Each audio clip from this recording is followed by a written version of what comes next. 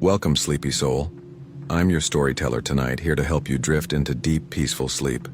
Before we begin, don't forget to like the video for more bedtime stories. Let me know in the comments where you're watching from and what time it is. And if there's a story you'd like to hear next, I'd love to know that too. I was 9 years old the first time I packed my backpack like I was running away from home, even though I wasn't. Friday mornings always felt different. School dragged, every clock tick sounded louder, and all I could think about was the bus ride after the last bell rang. I'd sling my backpack over one shoulder, heavier than it needed to be, stuffed with spare clothes, a toothbrush, my PS2 memory card, and whatever snacks I could sneak out of the kitchen without my mom noticing. My life wasn't bad. That's important to say right away. I wasn't abused. I wasn't neglected. My mom worked hard, my house was small, and the neighborhood was rough around the edges, but it was home. Sirens at night were normal. Shouting down the block was normal. You learned which streets to avoid after dark, even as a kid. But my best friend's place felt like another world.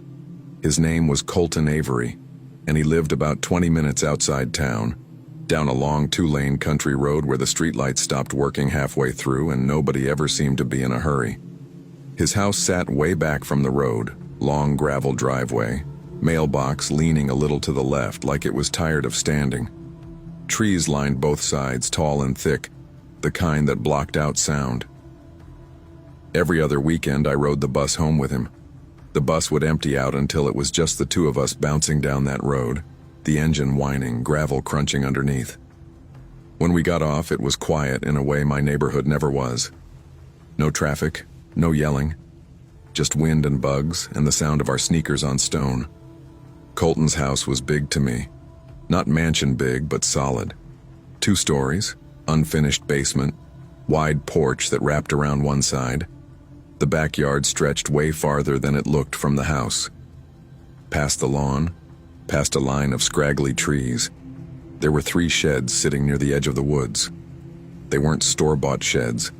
They looked homemade, rough wood, small windows, almost like tiny cabins someone had thrown together without caring how creepy they'd look at night. I noticed those sheds the first time I stayed over. "Your dad build those?" I asked, pointing. Colton shrugged. "Yeah, kinda. One's just junk. One's tools. One's, I don't know, old stuff." The way he said it made me uneasy, but I didn't push it. Inside, his house felt calm, clean. His mom always had a box fan running somewhere, even in winter. At night, that fan became the only sound in the entire house. No TV left on, no hallway light.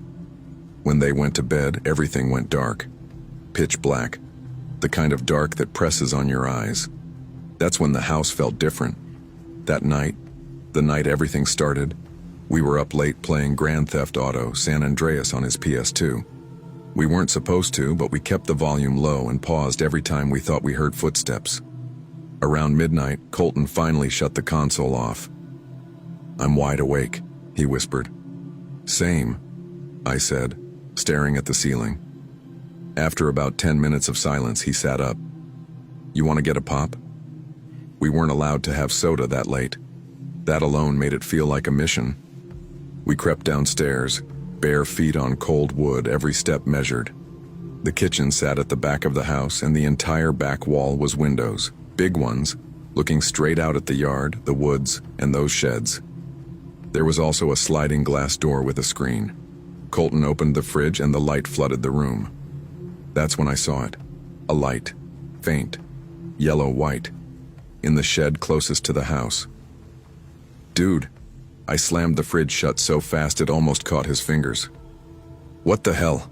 he hissed. "You trying to break my hand?" "There was a light," I whispered. "In the shed." He rolled his eyes. "No, there wasn't. I swear, I saw it." We stood there staring through the glass. Nothing. Just darkness and trees. "You're tired," he said. "Your eyes messed up." I didn't believe him, but after a few minutes I started doubting myself too. Then, about 10 minutes later, the light came back. This time it wasn't steady. It moved. It swung like a flashlight, bouncing, catching the tiny windows of the shed, flashing in quick arcs. My stomach dropped. "There," I whispered, my voice shaking. "You see it?" Colton froze. Yeah, I see it." We didn't move, didn't breathe. The light flickered around for maybe 30 seconds. Then it shut off. We ran upstairs like our lives depended on it. In his room, we sat on the floor, backs against the bed. "Maybe your dad's out there," I said, even though I knew that wasn't true. "He'd tell us," Colton said, "and he wouldn't be sneaking around." Eventually, exhaustion won. We fell asleep with the covers pulled up to our chins like that would protect us. The next weekend, I stayed over again. We didn't talk about it much during the day, but it was always there, sitting between us. When night came, we waited. Midnight passed. Nothing. 1 a.m. Nothing. Around 2, we went back to the kitchen. Still nothing. I don't know who suggested going outside. Maybe both of us. Maybe neither. It just happened. We slid the door open and stepped onto the porch. It was high off the ground, wooden planks creaking under our weight. The air smelled like damp leaves. "I don't like this," I whispered. "Just look," Colton said. Then we go back in. We stood there staring. Then the shed door opened. A figure stepped out. Tall, skinny, bent a little forward, hair wild, clothes hanging off him like they didn't belong. My brain screamed run, but my body locked up. The man started walking toward the house. Slow. Unsteady. "Inside," I whispered. That's when he turned his head. I screamed. We bolted for the door, slammed it shut, and sprinted down the hall. Behind us, I swear I heard footsteps, fast ones. We burst into his parents' room, yelling, crying, tripping over words. His dad checked the house. The sliding door was open. "It was probably an animal," he said gently. "Go to bed." We barricaded ourselves in Colton's room until morning. Years later, his dad told us the truth. After we went to bed, he checked the basement. The man was down there, a homeless drifter, hungry, cold, looking for food. He left without a fight. I still think about that night. Because if we hadn't screamed, if we hadn't run, I don't know how different things might have been. I grew up in a town that people passed through but never stopped in. You blinked while driving down Route 41, and you missed it.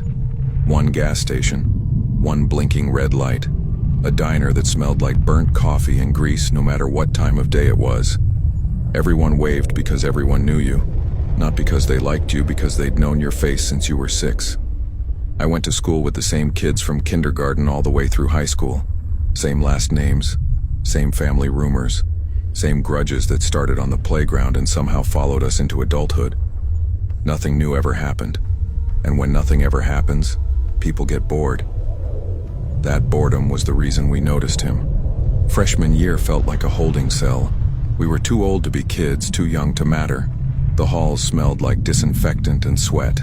Lockers slammed. Teachers talked like they were already tired of us. That Monday morning in world history, I was half asleep, tapping my pencil against my desk, when the door opened. The teacher stopped mid-sentence. "Can I help you?" The kid standing there didn't look lost. He looked prepared. Clean jeans, buttoned shirt, hair neatly parted like he was going to church instead of public school. "I'm new," he said. The room buzzed immediately. New kid meant entertainment. Something to talk about at lunch. Someone to poke and prod. "Name?" the teacher asked. He stepped forward, eyes scanning the room like he was measuring us. "Rylan Crow," he said. She glanced at her clipboard.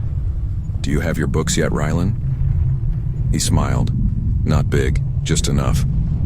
"No, ma'am. My wife forgot to confirm my schedule with the front office." For half a second, the room was silent. Then it exploded. Laughter bounced off the walls. Someone slapped their desk. A girl near the window said, "No way," under her breath. Even the teacher laughed, shaking her head. "All right, comedian, take a seat." He did, calm, like he hadn't just dropped a grenade in the room. I leaned toward my friend Knox and whispered, "Dude's already married and we still gotta ask to use the bathroom." Knox grinned. Respect. At 14, we thought it was hilarious. A joke. A weird flex. Nothing more. We were wrong. After school was when real life happened.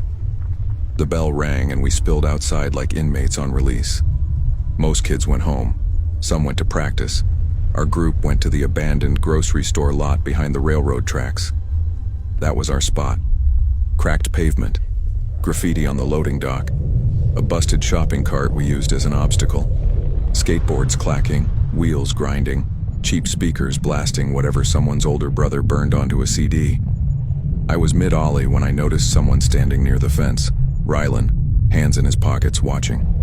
Knox followed my gaze. "That the wife guy?" "Yeah." I skated over, board scraping to a stop. "You skate?" He shrugged. "A little." "You got a board?" "Not here." I tossed him mine without thinking. "Try it." He hesitated, then stepped on. Wobbly at first. Awkward. But he learned fast, like someone who watched before acting. By sunset, he was laughing with us. Not loud, controlled, but real. Over the next week, he became part of the group. Not because he talked the most, but because he listened. He remembered things. Little things. Who liked what music? Who hated which teacher? He'd tilt his head when someone spoke, like he was filing it away. Once Knox joked, "Man, you creepy. You remember everything." Rylan smiled. Details matter. That Friday, we were sitting on the curb, boards between our feet, when Knox did what he always did. "Sleepover at your place tonight?" he asked me. Before I could answer, he turned to Rylan. "You down? Or your wife gotta approve it?" Everyone laughed. Rylan didn't. He went still, like someone hit pause. I can ask," he said quietly. It took him a full day to answer. Monday came and went. Then Tuesday morning, between classes, he approached us. They said it's okay. "Cool," Knox said. "Your place?" "Yes." Something in his tone made my stomach tighten, like he wasn't excited, like he was bracing. I ignored it. That's what I regret most now. We rode our bikes out there Friday evening. Backpacks slung over our shoulders, boards strapped tight, laughing, shoving, yelling dumb stuff into the open air. The farther we went, the quieter it got. Streetlights disappeared, pavement turned to gravel, trees leaned closer. "Yo," Knox said, pedaling slower. "Where does this dude live? Narnia?" Finally, we reached a dirt driveway stretching deeper than it should have. The house sat back there alone, no porch light on, no sound. Rylan's dad opened the door. Tall, broad shoulders, thick hands, didn't smile. "Shoes off," he said. Inside smelled wrong. Too clean, like bleach and metal. I noticed it right away. Every mirror was covered. Bed sheets pinned over them like the house didn't want to see itself. Knox whispered, "That's weird as hell." Then Rylan's mom appeared. She hugged us, one by one, held on just a second too long. "Dinner after prayers," she said softly. Prayers. That word echoed, and that's where the night truly began. Dinner happened without conversation. We sat at a long wooden table that felt too big for the number of people around it. Plates were already set when we sat down, like they'd known exactly how many mouths would be there. No one asked what we wanted. Food was bland, overcooked chicken, plain rice, no seasoning. I remember chewing slowly, listening to the scrape of forks. Rylan's dad watched us eat, not casually, not like a parent hosting kids. He watched like he was making sure we finished. "You boys play sports?" he asked suddenly. "Skate," Knox said. "That count?" Rylan's dad didn't smile. Not really. After dinner, the prayers started. They weren't loud or aggressive. That was the unsettling part. Everyone knelt. We followed because we didn't know what else to do. The words were spoken softly, almost whispered, but they went on and on. Phrases repeated, hands clasped too tight. I tried to focus on the carpet, on my breathing, on anything except the feeling that I was somewhere I shouldn't be. When it finally ended, my legs were numb. "Outside," Ryland's mom said gently. "You boys can play." We grabbed our boards and rushed out like we were escaping. For 5 minutes it felt normal again. Wheels on dirt, laughing, air moving. Then the back door slammed open. Ryland's dad stood there. "Inside now." No explanation, no raised voice, just authority. We obeyed. The bathroom was already filled, steam in the air, tub full of cloudy water. "One at a time," Ryland's mom said. "Do not drain it." Knox let out an awkward laugh. Why?" She tilted her head. "Because we said so." That should have been the moment we refused. We didn't. One by one, my friends went in, came out quiet, pale, avoiding eye contact. When it was my turn, the water was cooler, murkier. Something brushed my leg and I jerked upright. I didn't look down. I washed fast and got out. Every mirror in that bathroom was covered too. I think that was when it clicked. This wasn't about religion. It wasn't about rules. It was about control. They told us it was bedtime. The sun wasn't even fully down. Ryland walked down the hall with his wife. Her hand wrapped around his wrist, not his hand, like she was guiding him. The rest of us were shown to a guest room. One queen bed. "That's it?" Knox asked. "Yes," Ryland's mom said. "Sleep." The door closed. We lay there stiff, whispering. "Bro," Knox murmured, "this place is messed up." "I don't like this," I said. "At all." From somewhere down the hall we heard voices. Low, intimate, too intimate. I checked my phone. 10:47 p.m. Knox sat up. "We're leaving." No argument. We dressed quietly, grabbed our bags, and crept down the hall. The front door wasn't locked. The night air felt like freedom. We rode hard. No talking, just pedaling, hearts pounding. We didn't stop until we reached Knox's house. None of us slept. The following week, Ryland didn't come to school. Then the week after that, finally a teacher said he'd been withdrawn. That was it. No goodbye, no explanation. Years passed. Life happened. But sometimes, late at night, I'd think about that house. The covered mirrors, the prayers, the way Ryland never really laughed. Out of curiosity, I searched his name online. Every profile was memorialized. Ryland, his parents, one sister. No details, no dates that made sense. I sat there staring at my screen, feeling that same cold tightness in my chest I'd felt in that guest room. I don't know what that family was. I don't know what they believed. But I know one thing. If we hadn't left that night, I don't think we would have left at all.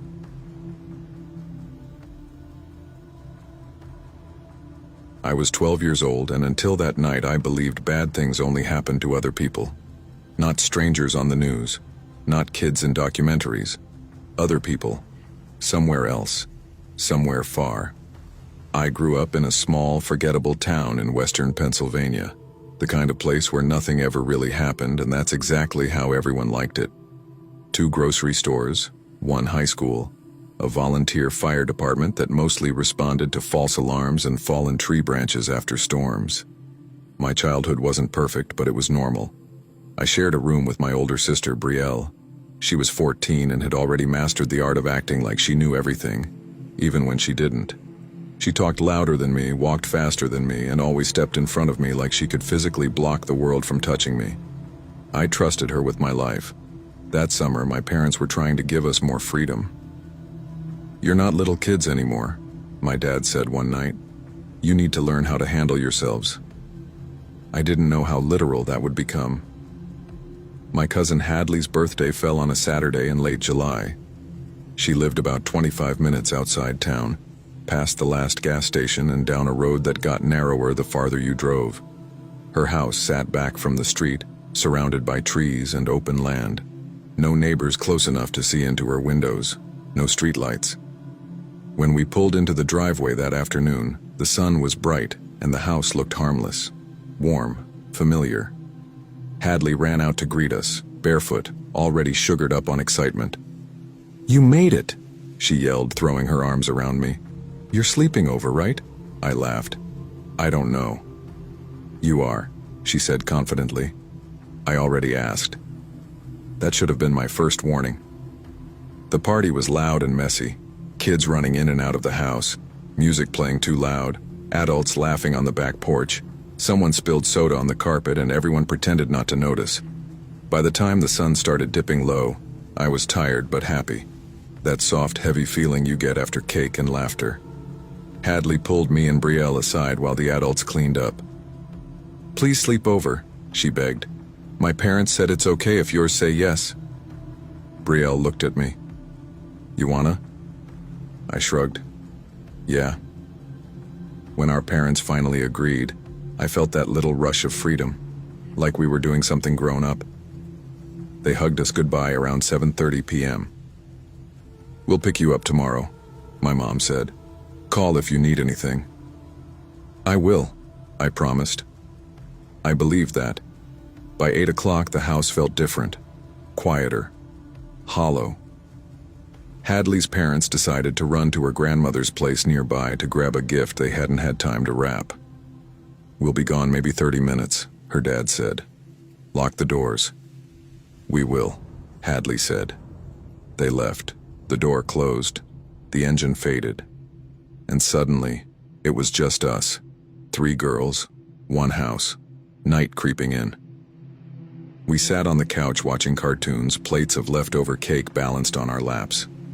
The windows reflected our own faces back at us, distorted by darkness. Brielle lowered the volume. "They said they'd yell when they get back, right?" "Yeah," Hadley replied. "They always do." A few minutes later, knock, knock, knock. My stomach dropped. Brielle sat up. "Did you hear that?" Hadley frowned. "Probably them. They said they'd yell." Another knock, slower this time. Something about it felt wrong. Brielle stood and peeked through the side window. "There's someone on the porch." My heart started racing. "Do you recognize them?" She shook her head. I swallowed hard and called out, "The door's locked." Silence. Brielle looked again. "They're gone." Relief washed over us, too quickly, because then we heard the back door handle jiggle. Testing, careful. That's when fear became real. The back door didn't open right away. That was somehow worse. The handle stopped moving, like whoever was on the other side had realized we were listening. Like they were standing there, frozen, deciding what to do next. I held my breath without meaning to. Hadley whispered, "Maybe it's a raccoon." Brielle shot her a look. "Raccoons don't check door handles." We turned off the TV. The sudden quiet made the house feel bigger, emptier. Every small sound, my breath, the couch creaking when I shifted felt too loud. "Lights off," Brielle said. We sat there in the dark, knees touching, staring toward the hallway like something might crawl out of it. Minutes passed.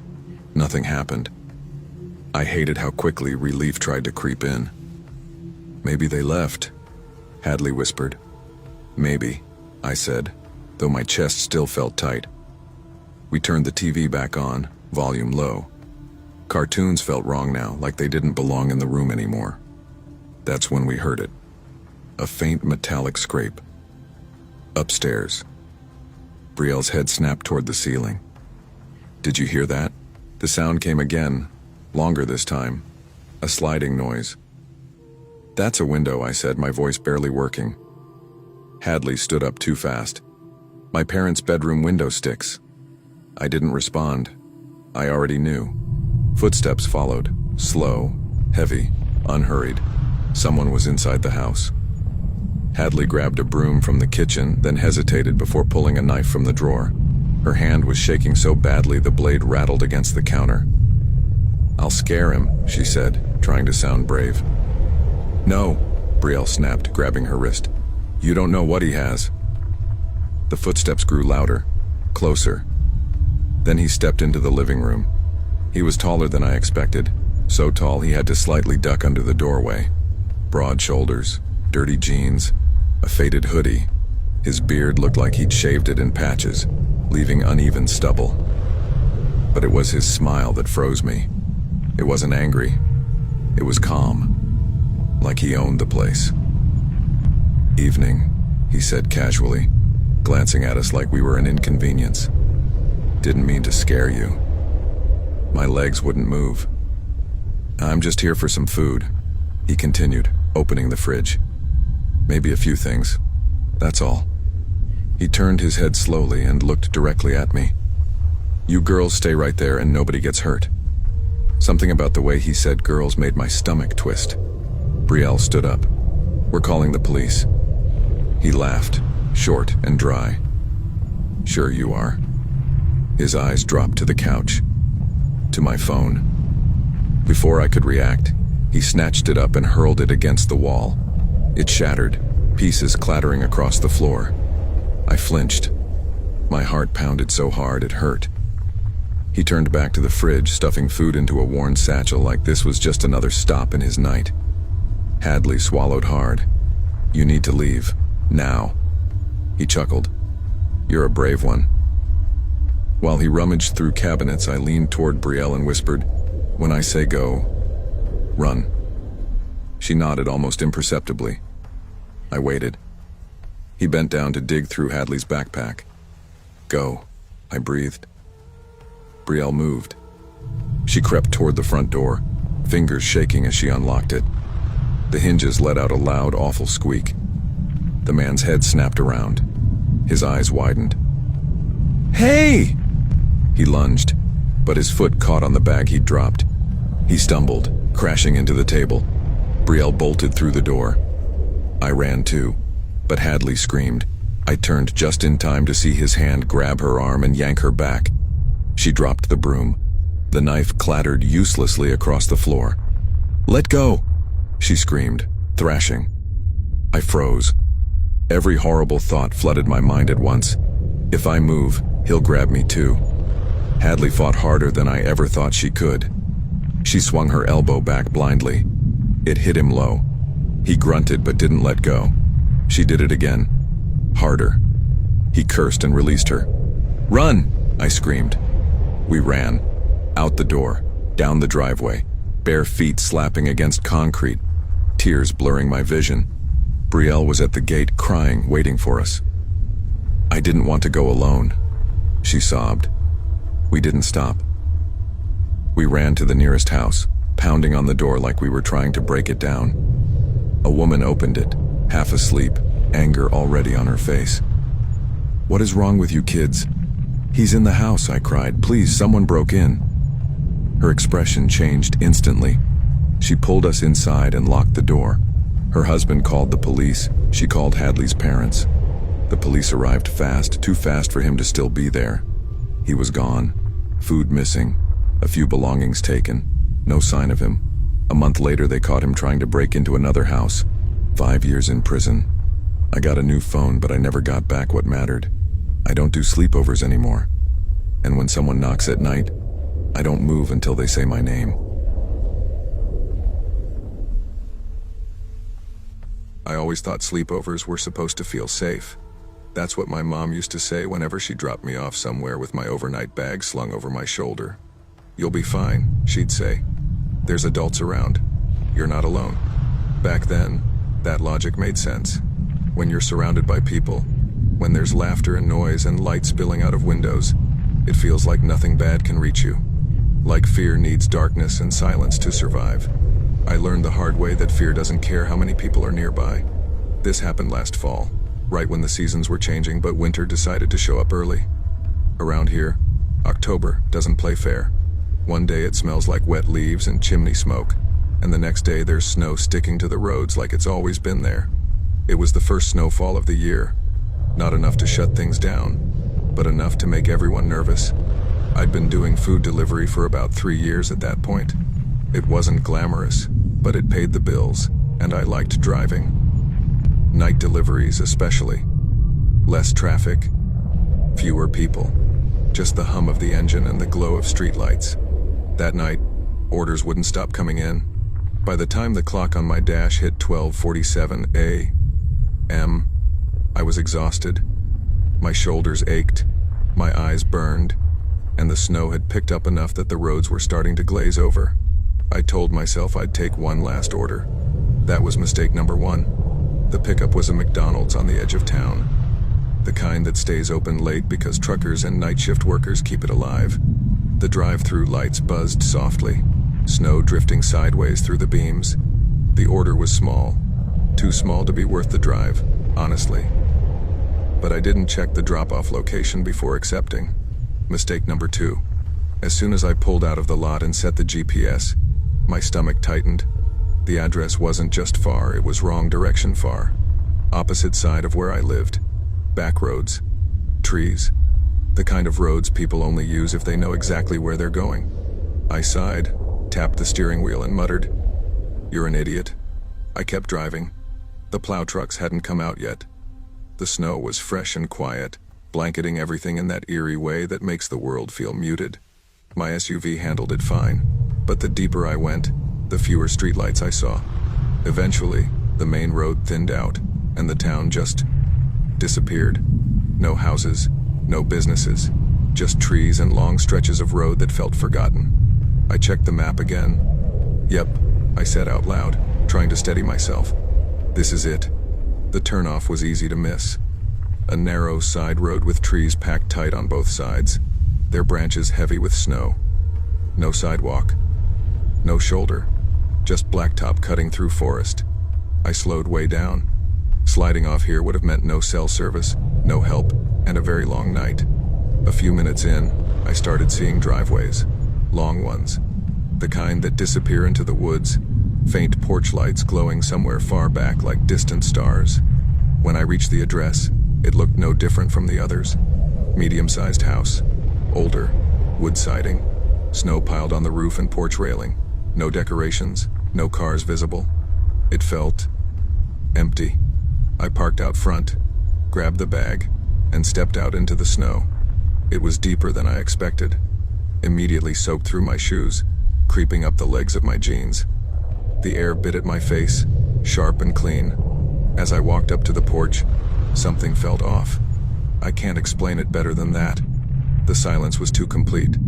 No wind, no animals, not even the distant sound of traffic.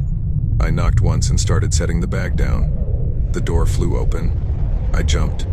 A large man stood there, bundled in a heavy winter jacket. His face was pale, almost gray, like he'd just come in from the cold. His eyes locked onto mine instantly. "Hey," I said quickly, lifting the bag back up. "Sorry, I really gotta." His expression changed. Not anger, not confusion, disappointment. He frowned, then without saying a word, slammed the door shut. Hard. I stood there for half a second, frozen, my heart thudding. "Okay," I whispered. I set the food down and turned around fast, boots crunching in the snow as I headed back to my car. That's when I heard it. A sound from the side of the house. Not loud, not clear, just movement. I glanced over my shoulder. Nothing. My pace quickened. I reached my car, yanked the door open, and slid into the seat. My hands were shaking as I started the engine. I looked up. He was coming around the side of the house. Fast. He was holding something. At first, I thought it was rope. Then I realized there was something else tangled in it, metal glinting faintly under the porch light. My heart slammed so hard I thought I might pass out. "Nope." I breathed. I threw the car into reverse. The tires spun, struggling for grip. The man closed the distance, 10 feet, then 8. Come on, I hissed. Finally, the tires caught. The car lurched backward, sliding down the driveway. I didn't stop until I hit the road, then slammed it into drive and took off. In the rearview mirror, I saw him stop, just standing there, watching.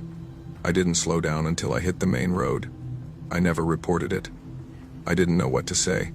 A guy looked creepy, didn't feel like enough, but it stayed with me. I started changing how I delivered after that.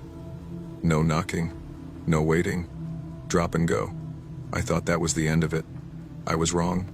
2 days later, I was at a sleepover. My friend Riley had invited a few of us over. Nothing wild, just movies, junk food, staying up too late like we always did around Halloween. Her house sat on a quiet residential street. Chain link fences, leafless trees, porch lights glowing warm against the cold. I felt safe. Around midnight, we were sprawled across the living room floor, half watching some stupid horror movie. "You good?" Riley asked, noticing how quiet I'd gotten. "Yeah," I lied. "Just tired." At some point, I got up to throw away my leftover food. I walked into the kitchen, tossed it in the trash, and turned around. That's when I saw him. Someone was standing in the backyard, just standing there, facing the house, not moving. My breath caught in my throat.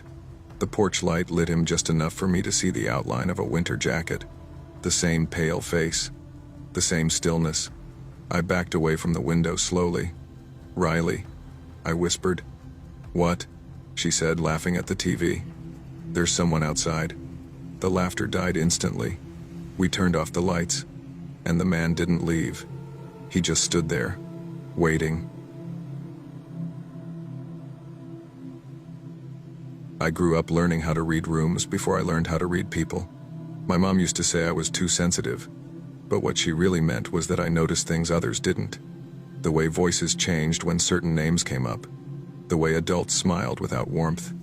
The way silence sometimes felt heavier than yelling. By 17, that instinct had saved me from plenty of bad situations, creepy classmates, sketchy parties, rides I declined at the last minute.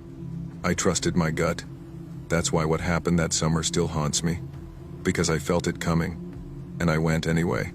Ashwick Hollow was the kind of town you either escaped or got stuck in. My dad left when I was 10. No dramatic goodbye, no closure, just a note on the counter and his truck gone by morning. My mom worked herself into exhaustion to keep us afloat, which meant I learned early how to take care of myself. Music became my refuge. Playing violin was the only time my head felt quiet. When I got accepted into Northfield Summer Conservatory, my mom cried like I'd been offered a way out. "It's just for the summer," I reminded her. She smiled anyway. "It's something." I didn't know then that something would nearly cost me my life. I met Briar Collins on the first day. She sat beside me during orientation, legs kicked up on an empty chair, twirling a pen like she owned the room. "You look terrified," she said. "I just hate icebreakers." She laughed. "Same. Stick with me. I'll do the talking." She did.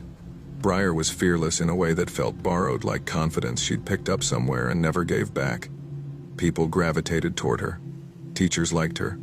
She was loud, warm, and protective, especially once she decided we were friends. By week 2, we were inseparable. She slept over at my place once, but my apartment was small, noisy, and smelled like fryer oil from the diner downstairs. She didn't complain, but I could tell she preferred elsewhere. So when the invitation came, she didn't hesitate. Hollis Gray joined late. She slipped into class quietly one Tuesday, took the empty seat behind Briar, and didn't speak unless called on. Her voice was soft, practiced, like she'd learned not to draw attention. She watched Briar constantly, not in a jealous way, more like studying. At first, I thought she was just shy. Then I noticed the bruises, faint yellow ones on her wrists, a dark mark near her collarbone she tried to hide with her hoodie. "Hey," Briar asked her one afternoon. "You okay?" Hollis smiled quickly. "Yeah, I'm clumsy." Something about the way she said it didn't sit right. The invitation came on a Friday. Hollis lingered while everyone packed up, waiting until the room was mostly empty. "My dad can drive," she said softly. "If you guys want to stay over." Briar turned to me instantly. "Come on, please." I hesitated. "Tonight?" Hollis nodded. "He gets off early." I didn't know why my stomach tightened. Nothing she said was wrong. Nothing about it sounded dangerous. And yet, "Just one night," Briar said. "Tomorrow we bounce." I agreed. That decision still echoes in my head. Calder Gray arrived early. His SUV rolled into the lot and stopped too close to the curb. The engine kept running. When he stepped out, conversations around us dipped, not silent, just uneasy. He was a hard man to look at for too long. Balding head stretched tight, pale skin with dark, raised patches scattered across it. His body looked mismatched, like parts assembled incorrectly. His eyes found me first. They didn't blink. "Well now," he said, voice thick. "You must be her friends." Breyer smiled. "Yep, thanks for driving us." He didn't smile back. "Climb in," he said. "It's a long ride." It wasn't, but it felt endless. The car smelled like old fabric and something sour. Calder kept adjusting the rearview mirror until his eyes lined up perfectly with mine. "So," he muttered, "you girls stay up late?" "Sometimes," Breyer said carefully. He chuckled. "Teenage girls always do." I stared out the window. "You smell nice," he added. "Both of you." I felt my skin crawl. Hollis said nothing. The house sat far from the road, swallowed by trees. No porch light. No neighbors close enough to see. "This is us," Hollis said quickly. As we stepped inside, I felt that pressure in my chest, like the air itself didn't want us there. Calder locked the door behind us. The sound echoed. The moment the door locked behind us, I knew I wouldn't sleep that night. It wasn't dramatic. There was no loud bang, no sudden movement, just the sound of metal sliding into place and the way my chest tightened like I'd stepped into deep water without realizing how far down it went. "Shoes off," Hollis said quickly. "Dad hates dirt." Her voice cracked on the word dad. Breyer kicked her sneakers off without thinking. "Nice place," she said, trying to sound upbeat. The house didn't feel lived in. Not abandoned, just controlled. Everything was too clean, too still. No family photos, no clutter. The walls were bare, except for a few framed landscapes that all looked identical. Calder stood near the stairs, watching us. "Girls' room is upstairs," he said. "I'll be downstairs. Don't wander." His eyes stayed on me as he spoke. Hollis's bedroom looked normal enough. Twin bed, desk, closet slightly open. A small lamp casting yellow light. If I hadn't already felt uneasy, I might have relaxed. We changed into pajamas and played stupid games, truth or dare, pillow fights, laughing too loud until Hollis kept shushing us. "Dad doesn't like noise," she whispered. Every time someone walked past the door, Hollis stiffened. At one point, I swore I saw an eye through the crack. Watching, I leaned toward Breyer. "Do you feel that?" She nodded, quieter now. "Yeah, but let's just get through the night." Hollis came back with 3 bottles. "Mintade," she said, forcing a smile. "Local stuff." The caps were already open. I frowned. "Why aren't these sealed?" Hollis didn't meet my eyes. "Dad opens them. He says it helps them breathe." Breyer laughed nervously and drank hers anyway. I took one sip. It tasted metallic. "Wrong." I set it aside. Breyer finished hers in seconds and wiped her mouth. "Damn, I'm tired all of a sudden." She slumped back onto the mattress. Hollis watched her like she was counting seconds. I told them I needed the bathroom. The hallway lights were off. Only the grandfather clock downstairs ticked, loud and steady. Then I heard it. Crying. Soft, broken, coming from above. The attic. My hands went cold. I took one step closer and felt breath on my neck. "Lost?" Calder's voice slid behind me. I jumped. "Bathroom," I stammered. He smiled, teeth barely visible. "It's down the hall. I can walk you." "No," I said too fast. "I'm fine." He didn't move as I walked away. I locked myself in the bathroom and sat on the floor, shaking. When I returned, Breyer was completely out. "Hollis," I whispered. No answer. That's when I saw the blinking red light. Inside the closet, a hidden camera, pointed at the bed, recording. My stomach dropped. "What the hell?" I whispered. Then the crying came again, louder now. I couldn't ignore it. The attic ladder creaked as I pulled it down. Every step felt wrong. At the top, girls, 6 of them, tied, thin, wearing white dresses. Some looked barely conscious. "Please," one whispered. Help us. Another sobbed. Don't let him dress you. My vision blurred. Then I heard slow clapping.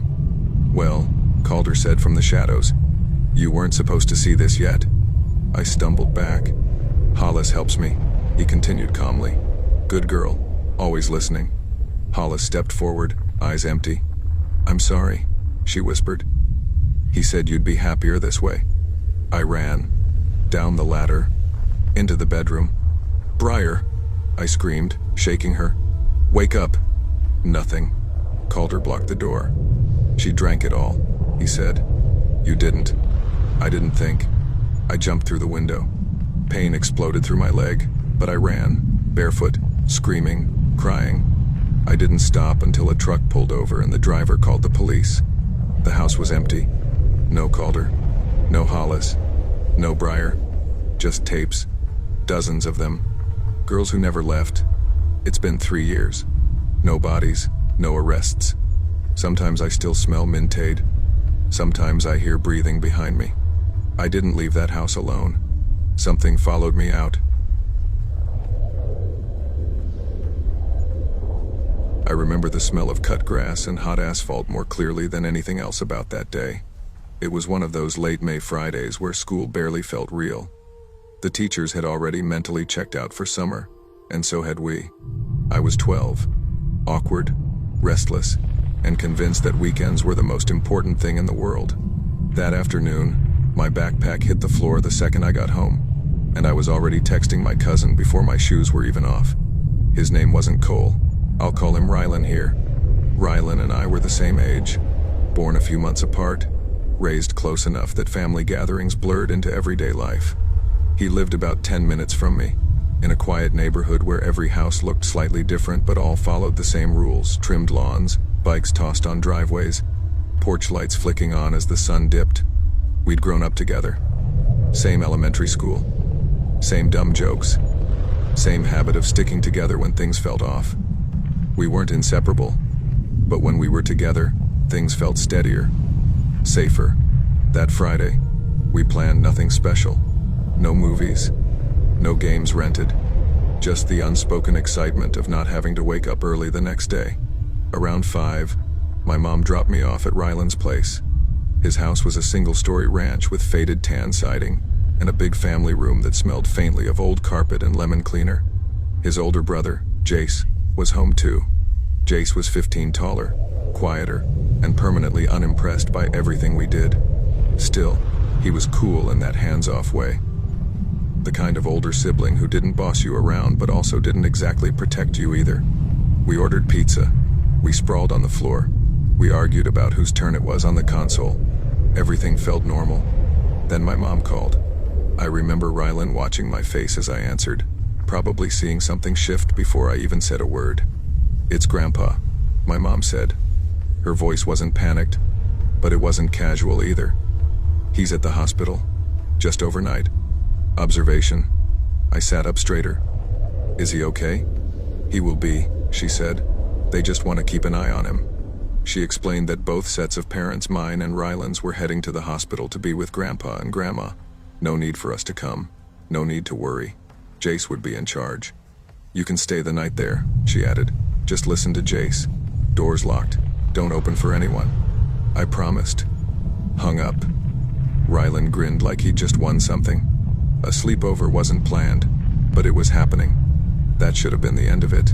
Just another night. Another memory that faded into nothing. But there are moments in life where everything splits quietly, without you noticing until later. Where a normal day turns into a line you never quite cross back over. That knock on the door was the first crack. It was around 9, maybe a little after. The sun was gone, but the sky still held on to that dull blue glow. The TV was loud. The pizza boxes were stacked on the counter. Jace was in the kitchen grabbing a soda when someone knocked 3 firm taps. Not aggressive, not friendly either. Ryland stood up first. I got it. I don't know why, but I followed him. I stayed a few steps back, close enough to see without being seen. 2 men stood on the porch. They were older, not old, but definitely adults. Late 30s, maybe early 40s. Both wore dark jackets. One had a baseball cap pulled low. The other had a thick mustache and tired eyes. "Evening," the mustached one said. "We're with the city. Got some reports about water pressure issues in this area." Rylan blinked. My parents aren't home." That was the line we'd been taught. "Don't say you're alone. Don't say when they'll be back." The men exchanged a look. "That's all right," the guy in the cap said. "Just wanted to ask if you've noticed anything." "Low pressure. Noises in the pipes." Rylan hesitated. I could see it on his face. He didn't want to mess up. "It's fine," he said finally. "I think." That's when Jace appeared beside him. "Everything's good here," Jace said calmly. "Water works fine. Parents aren't available. You can check with the neighbors." The mustached man smiled, but it didn't reach his eyes. "All right," he said slowly. "Have a good night." They walked away. The door closed. The lock clicked. We stood there for a second longer than necessary. "That was weird," I said. Jace shrugged. "Probably nothing." And we believed him. Or we pretended to. The rest of the night slipped back into normalcy. We brushed our teeth, changed into sleep clothes. Jace dragged out a sleeping bag for me so we could all crash in the same room. Rylan and Jace shared beds on opposite walls, and I took the floor between them. We talked about school, about summer plans, about nothing. Eventually, the room went quiet. I don't know how long I slept before my body woke me up. That's the thing about fear, it doesn't always announce itself. Sometimes it just nudges you awake with a feeling you can't explain. I lay there, staring at the ceiling, listening. At first, I thought I imagined it. A soft sound, like fabric brushing against something. Then I heard it again. Footsteps, not in the hallway near the bedroom. Farther, the family room. My heart started pounding before my brain caught up. I held my breath and listened harder. A drawer slid open. I sat up. Rylan was still asleep. Jace too. I whispered Rylan's name, barely louder than air. "Rylan." He stirred, groaned. "There's someone here," I whispered. His eyes opened instantly. We froze together, listening. Another sound, metal clinking. Something being moved. Jace woke next, confused, until he saw our faces. We crept out of the bedroom, every step slow, careful. The hallway felt longer than it ever had before. The family room light was on, and they were there. The same two men. One was rifling through the entertainment cabinet. The other turned when we entered the room. He didn't look surprised. He smiled. Then he pulled a knife. I don't remember thinking. I remember moving. Jace yelled. Rylan grabbed my arm. We ran straight for the front door. The handle stuck for half a second that felt like an hour. Then it opened and we spilled onto the lawn. Barefoot, half-dressed, screaming. A police car was driving by. I don't know how. I don't know why. I just know we waved like our lives depended on it because they did. Everything after that blurred together. Flashing lights, officers shouting, neighbors staring. The men were arrested. The window in the laundry room was broken. They'd known we were alone. Later, an officer told us that. Told our parents. Told us how lucky we were. I didn't feel lucky. I felt hollow. Years passed. Life moved on. But something changed in me that night. Something quiet. Permanent. I noticed doors more. Windows. Shadows. I didn't forget. And that's why, years later, when strange things started happening again, I noticed. When I took time off work and rented a cabin in the hills. When I saw a figure in the woods without a light. When I heard footsteps circle my camp. When I woke to a man opening my window. When a delivery took me to a house buried in snow and a man chased my car with rope in his hands. When a stranger stood in my backyard, staring at my home like he was memorizing it. Each time, the same feeling returned. That quiet shift. That internal voice saying, "This isn't normal. Pay attention." The police took the last man away. They said he was high, that he didn't know what he was doing. But I saw his eyes. I've learned something since then. Monsters don't always roar. Sometimes they knock politely. Sometimes they wait. Sometimes they smile and say they're from the city. Sometimes they only need you to be tired, or alone, or asleep. And sometimes, You survive not because you're stronger, but because you listened. I still lock my doors. I still watch shadows. I still trust my gut. Because the world doesn't always warn you before it tries to take something from you. Sometimes, it just knocks.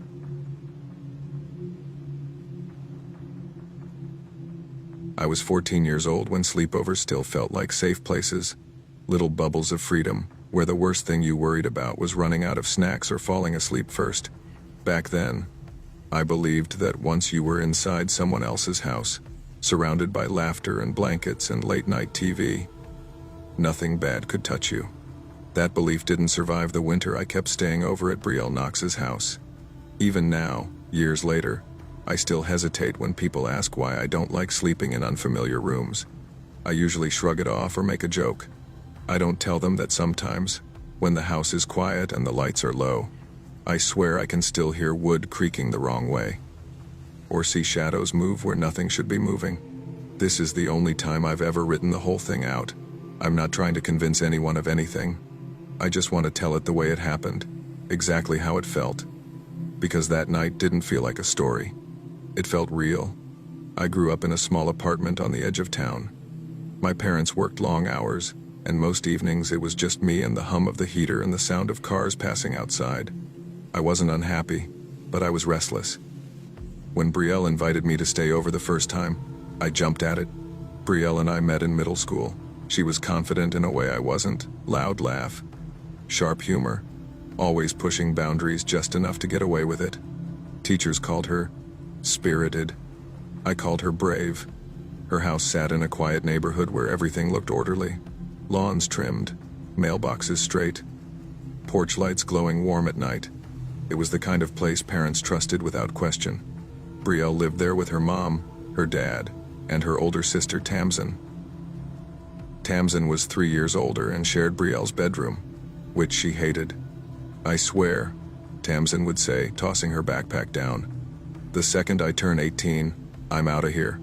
But despite the complaining, she always walked Brielle home from the bus stop, always checked the locks before bed. She was sharp-edged but solid. Their room was upstairs at the very end of the hallway. You had to walk past the bathroom and a narrow linen closet before you reached their door. For some reason, the air always felt colder near that end of the hall, like the heat didn't reach it properly. The room itself was neat but cramped. 2 twin beds ran parallel along opposite walls. Between them stood a tall silver floor lamp with a heavy base. Instead of a shade, it had long, thin plastic branches coming out of the top, each tipped with a tiny LED light. The branches could be bent and positioned however you wanted. Built into the wall across from the beds was a cupboard, an old recessed cabinet with a thick wooden door and stiff metal hinges. It didn't glide open like modern cabinets. You had to put effort into it. When it moved, it made noise. At first, it was just a room, until it wasn't. The first night I stayed over, we were sprawled on the floor eating chips and watching dumb reality TV. Everything felt normal, comfortable. Then Brielle said, casually, "Oh, by the way, weird stuff happens in here sometimes." I laughed. Like what? Rats? Tamsin didn't even look up from her phone. Ghosts, obviously. Brielle rolled her eyes. I'm serious. That made me pause. Okay, like what kind of weird? The lamp moves, she said, on its own. I glanced at it. The branches were bent in random directions, lights glowing soft white. Moves how? They shake, sometimes bend, and the lights flicker. Tamsin finally chimed in. It's old wiring. Don't freak her out. And the cupboard opens and closes by itself. Brielle added. I laughed again, but it sounded forced. Yeah, right. You'll see, she said. I wish she'd been wrong. The first thing I noticed happened about 2 weekends later. We were lying in our beds, lights off except for the lamp, whispering about school drama. Suddenly, the lamp flickered. Not like a power surge, more like someone dimming it slowly and bringing it back. Did you touch it? I asked. No, Brielle said. One of the branches twitched. Just barely. My stomach tightened. Maybe the heat kicked on. Tamsin sighed. Relax. It does that. That should have made me feel better. It didn't. Another night. I woke up to a loud creak. I opened my eyes just in time to see the cupboard door pulling open, inch by inch. Then slam. I shot upright. Did you hear that? Brielle was already sitting up. Yeah. I closed it before bed, Tamsin said quietly. The windows were shut. The heater wasn't running. And that door didn't just swing open on its own. After that, things kept happening, but never consistently. That made it worse. There was no pattern, no predictability, just enough to keep you tense. Sometimes the lamp branches would tremble like someone brushing past them. Sometimes the lights would flicker one by one. Sometimes the cupboard would open just a crack and stay that way until morning. I tried to rationalize it. Old house, air pressure, wiring, anything normal. But deep down, something felt off. It was winter when it happened. Snow piled along the sidewalks, and the house felt sealed shut against the cold. That night, it was me, Brielle, Tamsin, and Tamsin's friend, Rowan Hale. Rowan was loud and sarcastic, the kind of person who laughed at horror movies. She brought 3 tea light candles, for vibes, as she put it. We lit them and set them on top of the TV stand. Looks like a low-budget seance, Rowan joked. Don't even, Brielle said, laughing nervously. We talked for hours, music low, blankets everywhere, jokes bouncing around the room. Eventually, the conversation drifted back to the room itself. The cupboard did it again last night, Tamsin said. Rowan raised an eyebrow. You sure it's not loose hinges? That door is stiff as hell, Brielle said. You gotta shove it. I don't know why I opened my mouth. Maybe nerves, maybe curiosity. Maybe I wanted proof either way. Laughing, I said, if someone's here, blow out the middle candle. The room went quiet. At first, nothing happened. Then the middle candle went out. Just out. No flicker. No movement from the other 2. For a split second, none of us reacted. Then Brielle screamed. Rowan scrambled backward, knocking into the wall. Tamsin swore under her breath. We all piled onto Brielle's bed, hearts racing, breath shaky. Oh my God, Brielle kept saying. Nope, Rowan whispered. Nope, nope, nope. My ears rang. My chest felt tight. After what felt like forever, we counted to 3 and forced ourselves to move. The windows were closed, locked, no vents, no drafts. There was no explanation. We didn't relight the candle. None of us slept easily that night. I stopped staying over not long after that. Life pulled us in different directions. Brielle and I drifted apart, but I still think about that room, about the way the candle went out like something had been waiting. I don't know what was there, but I know it heard me. And sometimes, that's worse than seeing anything at all.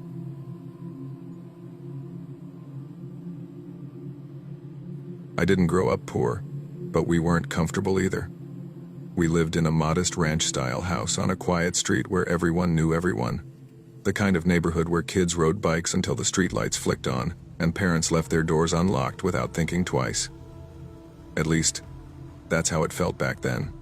I'm 21 now, but this happened when I was 10. And even after all these years, I still can't sleep with my curtains open. Back then, my world was simple. School during the week, cartoons on Saturday mornings. Friday nights were the highlight. Pizza, movies, and sleepovers. No phones, no social media, just VHS tapes and microwave popcorn that always burned a little on the edges. That Friday, my friend Brenna was sleeping over. She lived 3 blocks away and had already been at my house so many times that my mom barely said hello before telling us to take our shoes off and not spill soda on the carpet. Brenna had a loud laugh, the kind that carried, and she always smelled like strawberry shampoo. We were inseparable that year. We dragged our sleeping bags into the living room because that's where the TV was, and my parents didn't mind as long as we promised to keep the volume low after midnight. I'm not getting up early tomorrow, Brenna said, flopping onto the carpet dramatically. Good, because I'm not making breakfast, I shot back. We laughed, dumped popcorn into bowls, and argued over which movie to watch. Eventually, we settled on some dumb PG-13 thriller we probably shouldn't have been watching. The kind with bad acting and dramatic music that felt scary only because it was late. By the time the movie ended, the house was quiet. My parents had gone to bed hours earlier. The only light came from the street lamp outside the big front window, casting a pale orange glow across the living room floor. I remember thinking how peaceful it felt. That's probably why it messed me up so badly. I don't know what woke me up. There wasn't a bang or a scream or anything obvious. It was just that sudden awareness, like when your body realizes something before your brain does. My eyes opened, and I lay there listening. The house was silent. Brenna was asleep beside me, breathing slow and even. The TV was off. The digital clock on the cable box read 2:17 a.m. I rolled onto my side, facing the window, and that's when I saw him. At first, my brain refused to process it. I thought it was a shadow from a passing car, or maybe a tree branch swaying in the wind. But the shape was wrong. Too tall, too solid. There was a man standing outside. He was close, way too close, pressed near the glass like he belonged there. The streetlight behind him turned him into a dark silhouette, his shoulders wide, his head tilted slightly forward.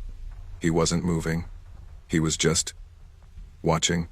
My chest tightened so fast it hurt. I tried to tell myself I was dreaming, that if I blinked, he'd be gone.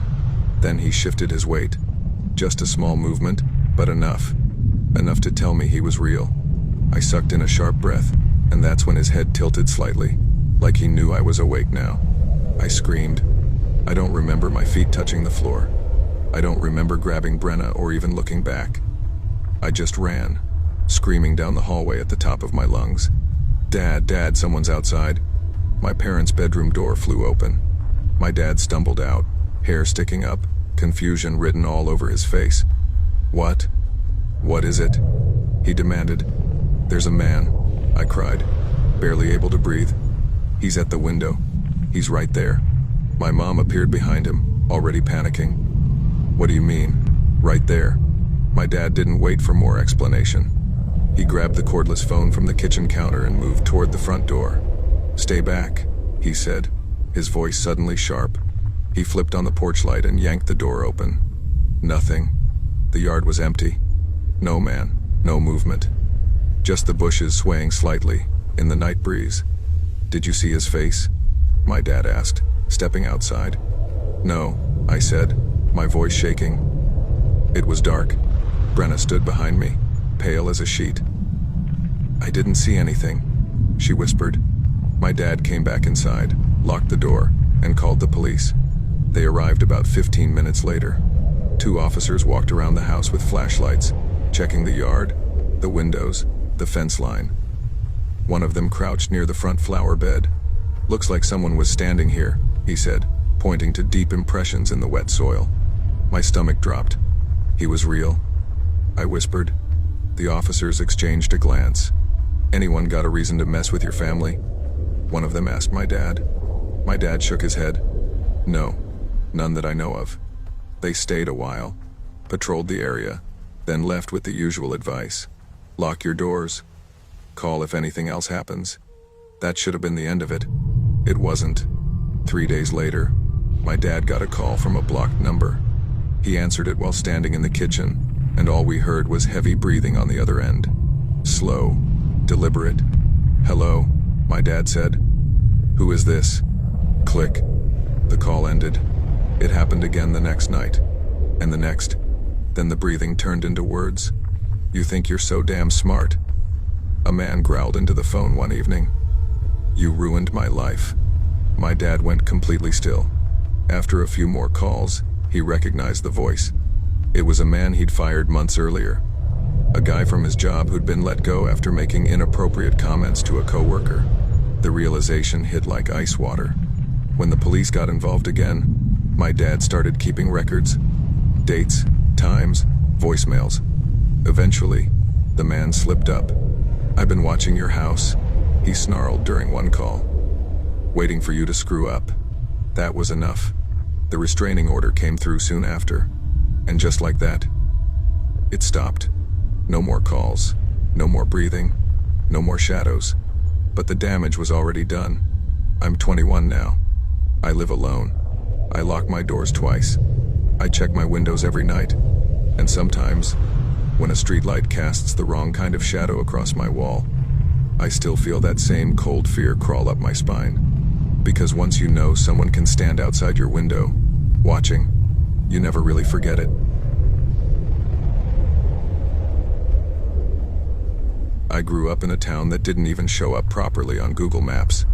If you typed the name in, half the time it would redirect you to the next town over. Like even the internet didn't care enough to acknowledge it.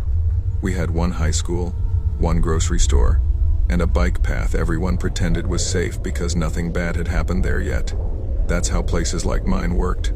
Nothing bad ever happened until it did. I was 14 that winter, old enough that my parents trusted me to walk home alone, young enough that I still thought danger came with warning signs, raised voices, footsteps chasing you, some dramatic moment where your gut screamed and you knew, instantly, that something was wrong. Real life doesn't work like that. Real life creeps in quietly. That night it started out normal, boring, even. I'd been at my best friend Hollis's house, sprawled across her bedroom floor while we argued about which movie to put on. Her room smelled like vanilla candles and laundry detergent, and the heater clicked on and off every few minutes. "You're staying too late," she said, glancing at the time on her phone. "Your mom's gonna kill you."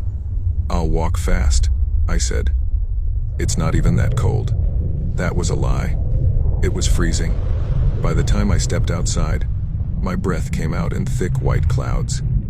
The streetlights cast long shadows over the snowbanks, and everything felt too quiet, like the town had been unplugged for the night. "Text me when you get home," Hollis called from the door. "I will," I said, stuffing my hands into my jacket pockets. The bike path cut through the neighborhood like a scar. It ran behind houses, crossed a small bridge, then split into two directions, one leading toward the river, the other toward my street. I took that path all the time. That night, the ice made it slick, and I walked slower than usual, boots crunching softly. The cold burned my nose. Somewhere in the distance, a dog barked once, and then went quiet. That's when I heard the bike.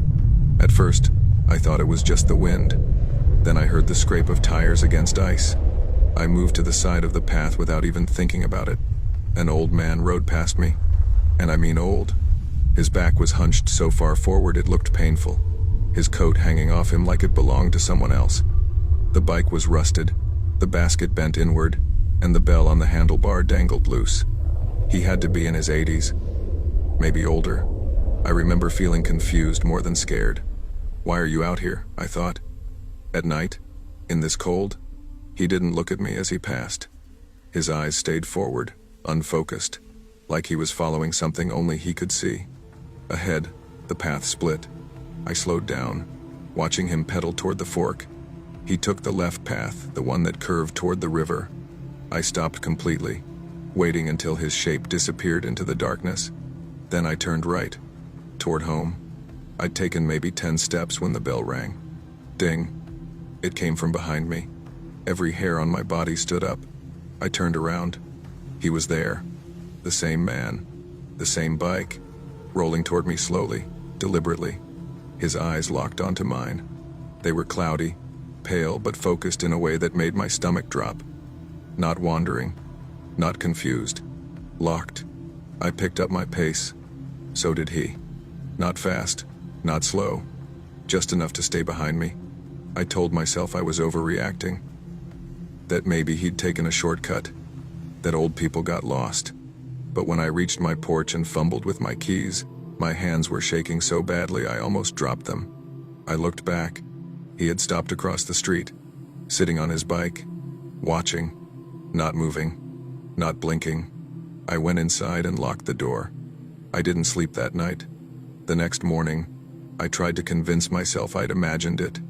I was in my dad's garage doing my usual workout jump rope, sit-ups, music playing low in one ear. The garage door was open, letting in the pale winter sunlight. That's when I heard it. Click. Like a camera shutter. I spun around. The street was empty. I stood there for a moment, heart pounding, then shook it off. Get a grip, I told myself. I went back to jumping rope. Then I heard a chuckle. Low, close. I turned. He was standing inside the garage. I screamed so loud my throat burned. "Oh, hey," he said softly, holding up his hands. "No need to be scared." "What are you doing here?" I shouted. "I just wanted to say hi to such a beautiful girl." He stepped closer and pulled something from his coat. A small bouquet of roses. Wilted, brown around the edges. "These are for you." His grin was wrong. Too wide. His eyes never left my face. Every instinct told me to run. But I was 14. Alone. Terrified. I thought if I took the flowers, he'd leave. So I did.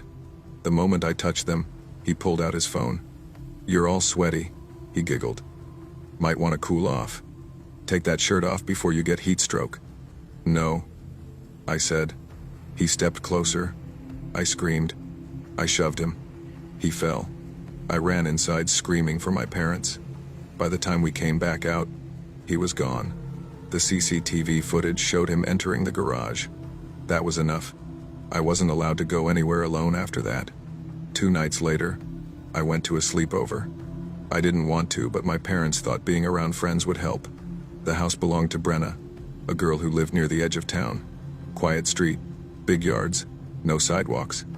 "Relax," Brenna said, tossing her jacket aside. "You're safe here." Her parents left around 9, heading to a neighbor's house. The basement was where we hung out. There was a big window near the stairs that looked out into the backyard. While Brenna and Jules drank soda and laughed, I stood near the window, watching. Something in my chest felt tight. I leaned closer to the glass. A flash of light exploded in my face. I screamed. His face was pressed against the window, smiling. Another flash. A picture. Jules screamed. Brenna ran. Footsteps pounded outside. I fainted. The police never found him. Years later, I still hear that bell in my dreams. Ding. And I never let my son out of my sight, because it only takes a few seconds to change a life forever.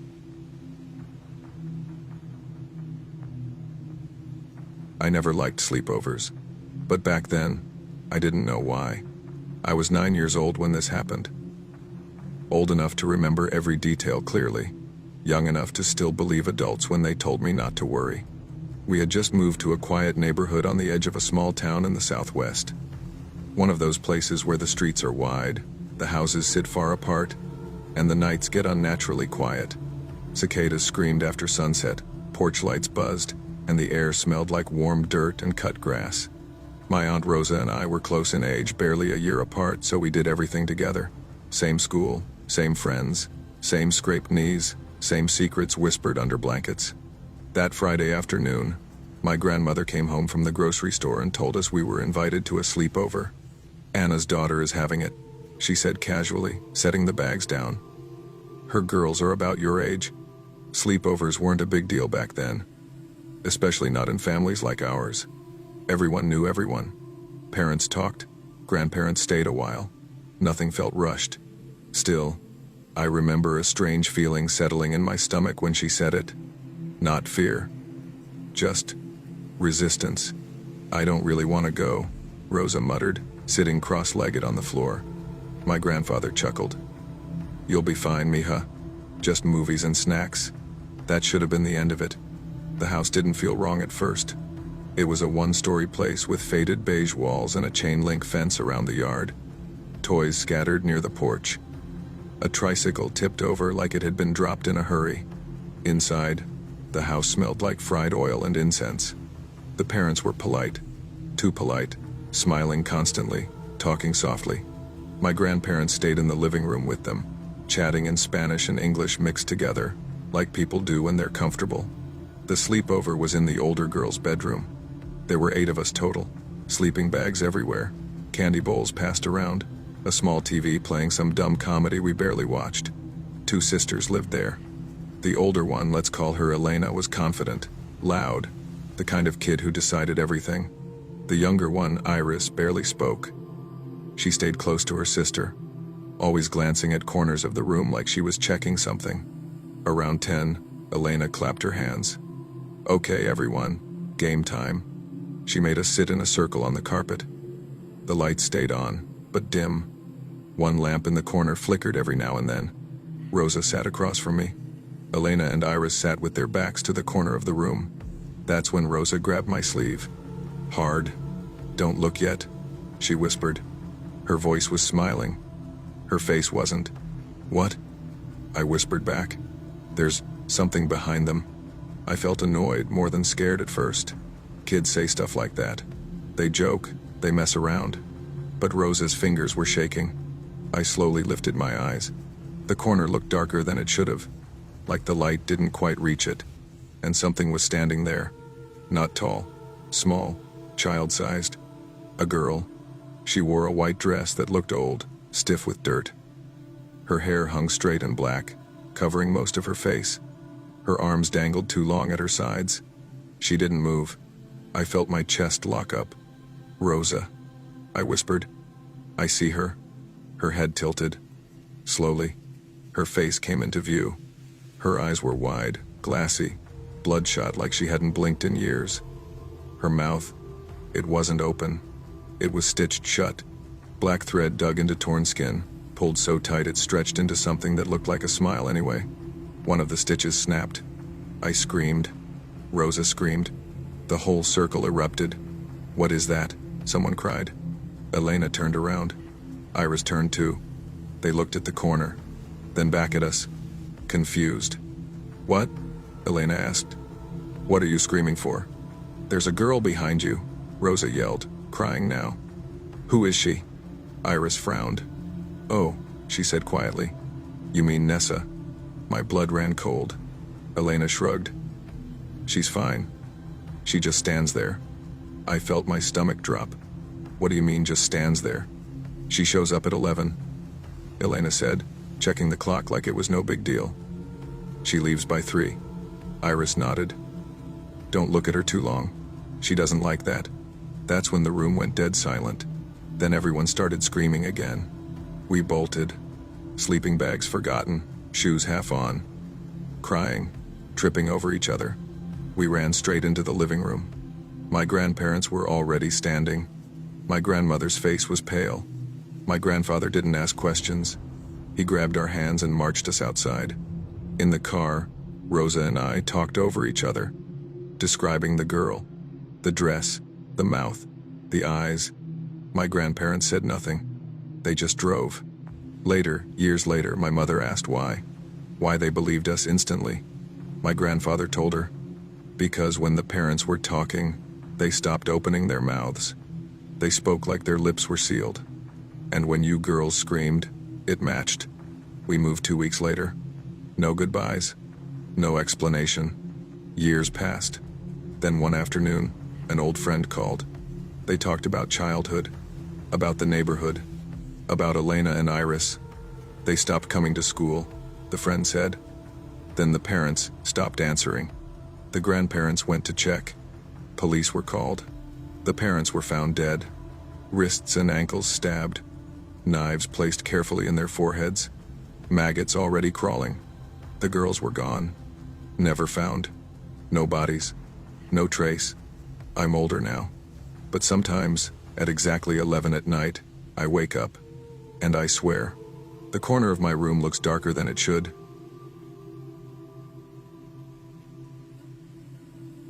I used to think nothing bad ever happened in places like Ashford Creek. That's what everyone said, anyway. Ashford Creek was one of those towns people moved to because it felt safe. Tree-lined streets, lawns trimmed low, Friday night football, neighbors who waved even if they didn't know your name. The kind of town where parents didn't lock their doors until bedtime, and kids still rode bikes until the streetlights came on. I'd lived there my whole life, 15 years, and the worst thing I'd ever seen was a drunk guy yelling outside the gas station one night.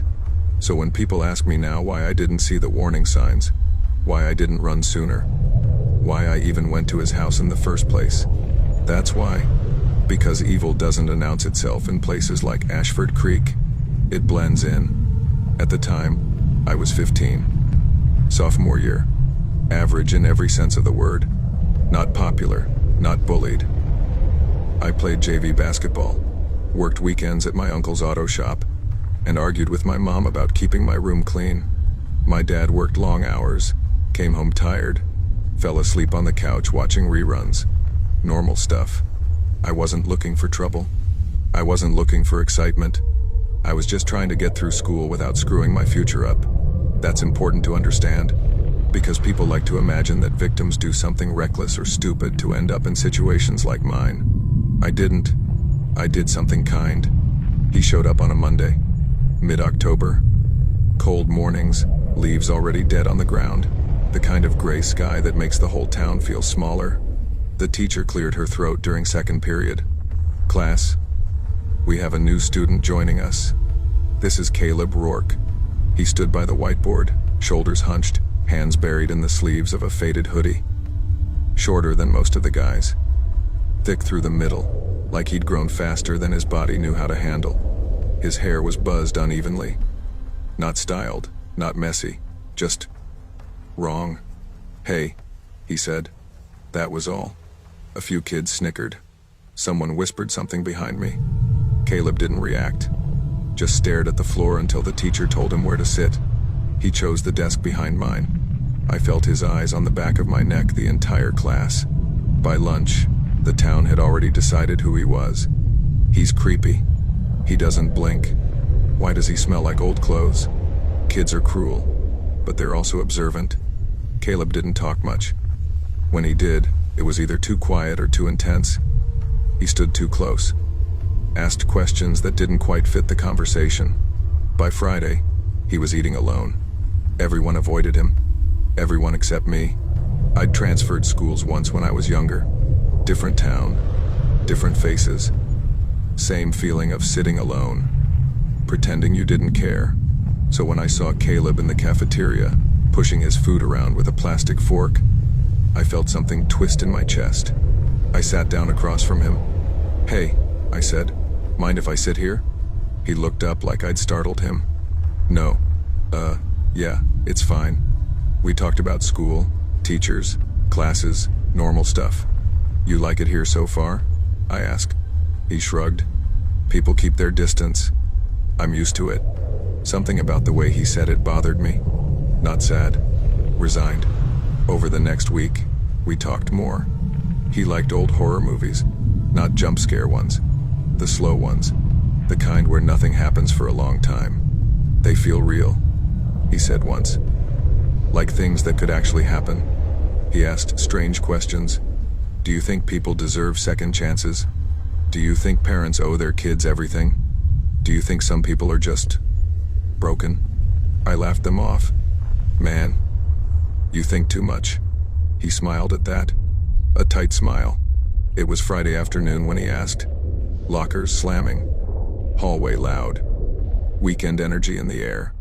Caleb stood next to me, clutching the straps of his backpack. "My guardians are out tonight," he said. "You want to come over? We could play games or something. Sleepover." I hesitated. "Where do you live?" Hollow Bend Road. That street was old. One of the first neighborhoods built in town. Half the houses looked like they were sinking into the ground. I should have said no. Instead, I said, "Yeah, sure." I biked over around sunset. The air smelled like cold leaves and wet pavement. Streetlights flickered on one by one as I pedaled deeper into Hollow Bend. His house sat at the end of the road. Windows dark, porch light dead. Old furniture scattered across the yard like someone had thrown it there in a rage. I stood there longer than I should have. Something in my gut told me to leave. Then the door creaked open. "Oh, you made it," Caleb said. I swallowed. It smelled like dust. And metal. No photos, no family pictures, no decorations. Just walls and strange paintings, abstract shapes, thick dark lines, red streaks that looked too deliberate. "Your guardians?" I asked. "Out," he said quickly. "They won't be back tonight." That should have been my second chance to leave. I stayed. We played video games, ate frozen pizza straight from the box. For a while, it felt almost normal. Almost. Caleb kept glancing toward the hallway, like he was listening for something. By midnight, we laid out sleeping bags in the living room. Lights off, TV glow flickering. "Hey," he said suddenly, staring at the ceiling. "You ever think about how easy it is to hurt someone?" I laughed nervously.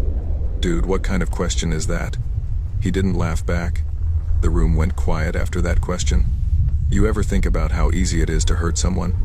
I didn't answer right away. I just stared at the ceiling, watching the faint blue light from the TV flicker across the cracks in the paint. Man, I said finally, forcing a laugh. You sound like my English teacher. Caleb turned his head slowly to look at me. I'm serious. Something in his voice made my stomach tighten.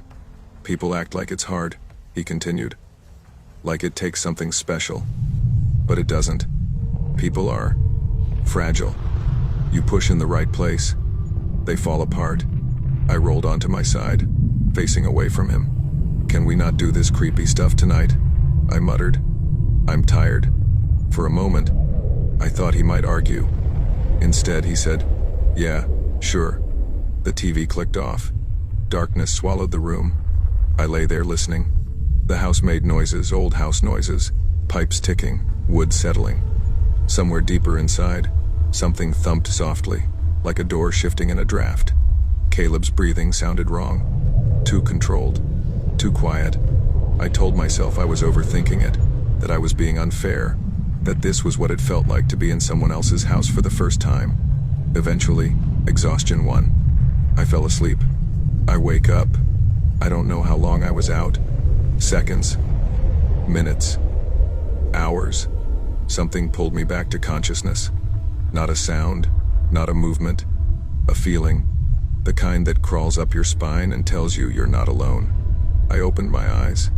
Caleb was standing over me. He was holding something long and dark in his hands. At first, my brain didn't register what it was. Then it did. A metal pipe. He held it above his head with both hands, elbows bent, arms shaking slightly, not from weakness, but from excitement. His face looked different, alive. His eyes were wide, wrinkled at the corners, mouth stretched into a grin that looked painful to hold.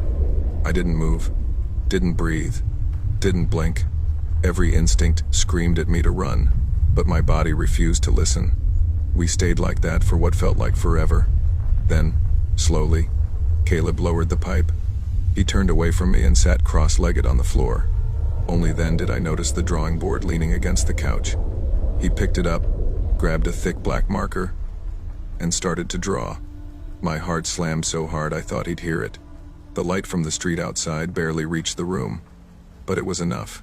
He drew two figures first, one tall, one shorter, both lying on the ground, limbs bent at wrong angles.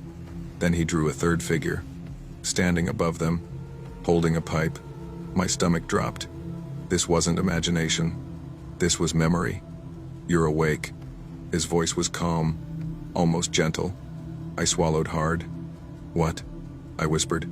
I saw you stir, he said, still drawing. While I was working. Working. You saw it, didn't you? He asked quietly. My fingers twitched toward my phone. Too slow. Caleb turned in a flash. He crossed the room in 3 steps and grabbed my wrist. His grip was strong, way stronger than it should have been. Don't, he said, voice low. You're not calling anyone. I tried to pull away. He yanked me upright. I'll do to them what I did to mine. My blood went cold. What do you mean? I gasped. Where are your guardians? He smiled again. Gone. He shoved me down the hallway, dragging me toward the back of the house. I stumbled, nearly fell. Please, I said, panic flooding my voice. Caleb, listen to me. He slammed me into a small room and threw the door shut. I heard the lock click, then footsteps. Running, metal scraping, windows being locked. His voice drifted through the walls. Gotta make this quick. I backed away from the door, shaking. This wasn't a prank. This wasn't mental illness. This was intent. I scanned the room desperately. Bare walls, old dresser, chair, a small window. My only chance. I grabbed the chair and smashed it against the glass.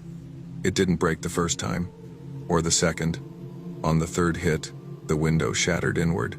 Glass tore into my arms. I didn't care. I climbed. As I dropped outside, I heard him scream.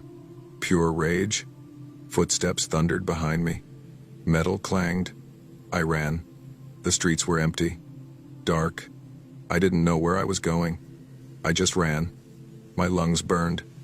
My legs screamed. I heard him behind me, yelling my name. I didn't turn around. I didn't slow down. I ran until I saw my house. Lights on. Safety. I pounded on the door, screaming. My dad opened it, shock turning to terror as he saw me bleeding and hysterical. "He's trying to kill me," I gasped. "Call the